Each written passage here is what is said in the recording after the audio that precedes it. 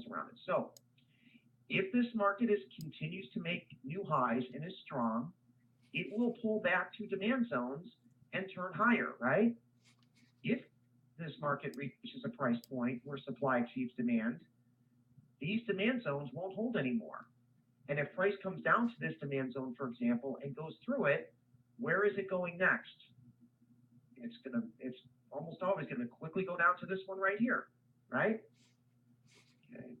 So one of the things we can do is now raise that stop in the if you're in the S&Ps with me, or you're in the diamonds or NASDAQ or whatever, you can put it up to just under this level, right? That's a little bit high. Put it down just a little. Here we go. Okay, does that make sense? All right, and we can keep doing that because again, if we do get to a price level again where supply exceeds demand, this level will not hold. Price will go through it, and if it does, it's going to come right down to here. So why not get out here?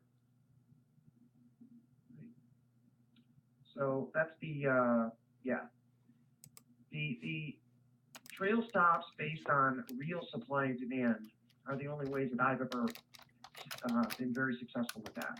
Nothing else has really worked. Yeah. So good point there. Siderman is making a good point. So if you don't see this in the S&P, but it's in the Dow, just do it off the Dow. And I think they're basically the same or similar markets. So Target filled. It's certainly not as clear there. A little choppy and ugly and all that. Right, there's the S&P. What I'm doing the S&P, I guess you could put it right here, 2910. Something like that. Okay. So 2910 would be right up here. So you're giving up a little bit, but who cares? You're giving up a little bit for the possibility of a ton more.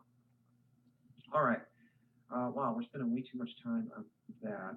So let me keep going.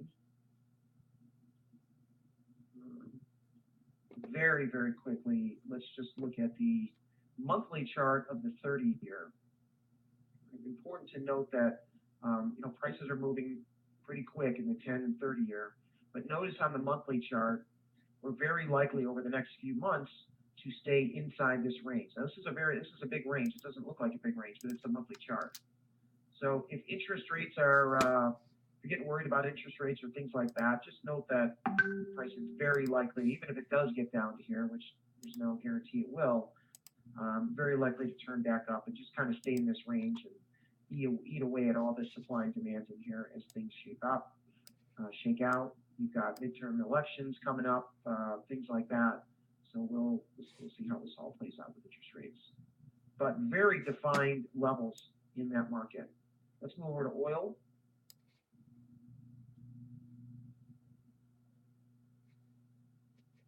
And oil on the daily chart. So we're back up into our daily supply zone. See that? Just be aware of that. And on the 4-hour is where we're really going to see our fresh levels above and below current price. You can see we're still in the middle, but we're in this big ugly range. So you got to really be careful doing anything in here. Be great when prices get out of this and start to move to up to here will be extremely bearish. Down here will be very bullish, but we're not there yet. But in the middle, we can do a little day trading. And I don't know if I had anything here. Oh yeah. So this is a level from yesterday. I don't know if anybody took this. If you did, you either took a quick profit or you got stopped out for hopefully a really small loss. This is a fairly low risk level, just 20 cents. But that one actually hit right here, and then came down to here, and went deep, then came down to here. Stop We filled. some demand down here that took prices up through this level. So let's get rid of that, and well, look what we have here. Is this a little? Let's see if this is a little morning gift from the crude oil gods here.